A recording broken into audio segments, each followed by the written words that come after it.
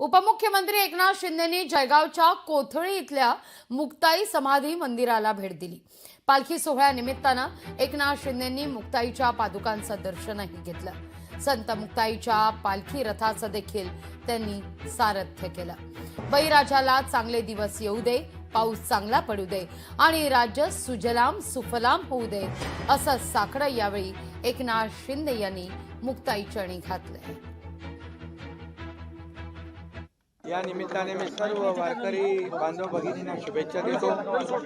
आणि आदिशक्ती मुक्ताईकडे काय मागायचं, मुक्ताईला माहित आहे सगळं। या ठिकाणी बळीराजाला चांगले दिवस येऊ दे, चांगला पाऊस होऊ दे, चांगलं पीक येऊ दे, हा महाराष्ट्र सुजलाम सुफलाम होऊ दे।